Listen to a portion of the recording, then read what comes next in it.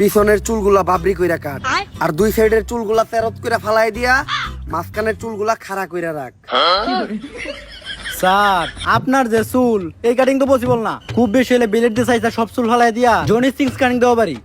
আমি যেমনে কইছি অমনি কাট। আরে স্যার আমি তো ডাক্তার নাবিত না, আমি সব চুল টুল কাটতে পারি না। পারস না মানে? স্যার ভুলে কই লাইছে, আমার কিছু করেন না। খারাপ স্যার, স্যার আপনার একটা স্কুল থেকে ইন্টারভিউ নিয়ে ডাকছে। স্কুলের ইন্টারভিউ? তার মানে তো আমি আবার ছাত্র কোবাইতে পারবো। এইবার আমার ছাত্র মারার 100তম সেঞ্চুরিটাও পূরণ হইব। তুই যা, আমি আমার অস্ত্রগুলা নিয়ে আইতাছি। ভাই আপনারে হ্যাঁ মারতে নইছিল কে? আয়না করে ওনারা এমন টর্চার করছে, ওনার মাথা গেছে নষ্ট হইয়া। আর আমি হইলাম তার ডাক্তার, মাথার চুল ফালাইয়া সব রকম থেরাপি দিয়া অনেক চেষ্টা করছি, কিন্তু তারা ভালো করতে পারে নাই। তার নেশা একটাই, ছাত্র মারা। তার পেশাও একটাই, ছাত্র মারা। উনি যতক্ষণ ছাত্র মারে ততক্ষণই উনি ভালো থাকে। ছাত্র না মারতে পারলে তার মাথা ঠিক থাকে না। উনার আগে ডাক্তারে উনি একটা প্রশ্ন করছিল, কিন্তু উত্তর দিতে পারে নাই, তাই মারি লাইছে। ডাক্তার মানুষ হয়ে সামান্য প্রশ্নের উত্তর দিতে পারে নাই? কি এমন প্রশ্ন করছিল? আরে ডাক্তারে পরে সায়েন্স নিয়া, হ্যাঁ প্রশ্ন করছে কমার্সের। আর উনি একটা কথাই শুনতে পারে না, সেটা হলো পারি না। আর কেউ যদি মনের বলে এই কথাটা বলে ফেলে, তাহলে তারে আর কখনো বাঁচানো সম্ভব না। স্যার এই যে উনি ওমর ফ্রম সুইজারল্যান্ড।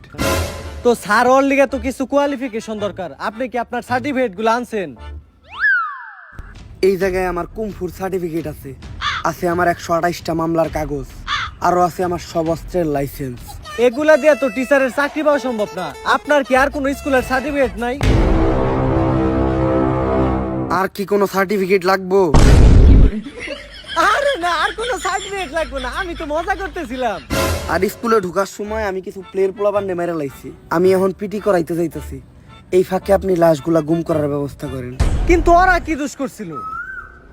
আমি ওগরে নিউটনের সূত্র ধরছিলাম, পারে নাই, তাই মেরে লাইছি। আমার তো কিছু মাথায় ধরতেছে না। পেলের পোলাপান নিউটনের সূত্র মারবো কেমনে? আরে আমরা ক্লাস 10 এর পোলাপানরা তো কোনো সময় পিটি করি না, আজকে আমাকে পিটি জন্য দাঁড় করানো হলো কেন? তাই তো, খেজুর গাছে ভূত। আরে এই শান্ত হও তোমরা।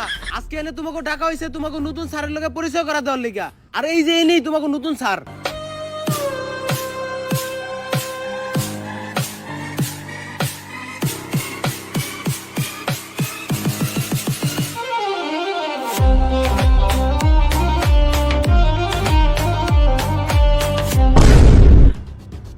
আরে এইটাই তো ওই স্যার যারা আমি স্বপ্ন দেখছিলাম। উনি তো আমাকে সবারে গুলি করে আর কোপায় মারতেছিল। আরে বেটা তুই এর দিকে ডরাইতেছস? জানতি কাওয়াই চাল হের সাথে নাই মাল। টাকলা দেখা যায় পুরা কার্টুনের মতো। কয়েকটা খেলনা নিয়ে এসে আমাকে ভয় দেখাইতে। আরে বেটা গুলি করা আর কোবানো তো বহু দূরের কথা। ও আমাকে গায়ে একটা ফুলের টুকাও দিতে পারবো না।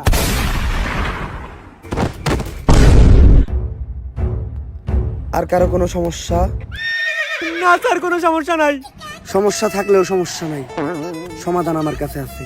যেহেতু এখন পিটির পিরিয়ড, তাই আমি সবাই এখন পিটি করামু। আরামে দাঁড়াও।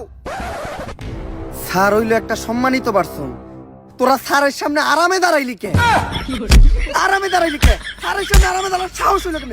সাহস হইলো কেন তোর? আরামে দাঁড়া স্যারের সামনে।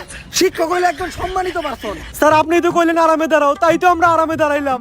আমি যদি গু খাইতে কই তাহলে কি তোরা গু খাবি? না স্যার। খাবি না কে?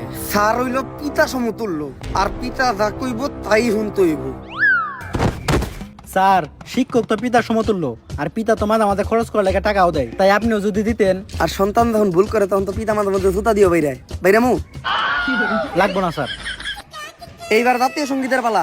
যা তুই সামনে যা, বাংলাদেশের নতুন জাতীয় সঙ্গীতটা গে এখন। বাংলাদেশের আবার নতুন জাতীয় সঙ্গীত কোনটা? টিকটকে যেটা বেশি শুনি ওইটাই হইতে পারে, ওইটাই কই দেই। আসমানে তুই কাঁদিস কেন, অট্টলিকার বাহারে।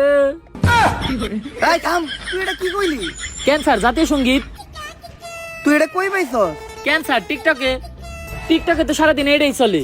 আর নতুন জাতীয় সঙ্গীত কোনটা হইব এটার জন্য টিকটকে ভোটাভুটি হয়েছিল, ওইখানে সর্বোচ্চ ভোট এই গানটাই পাইছে। টিকটকে হুনা গান তুই জাতীয় সঙ্গীতে কইতাছস? স্যার জাতীয় সঙ্গীতে চেঞ্জ হয়েছে এই খবরটা তো আপনি টিকটক থেকে পাইছেন।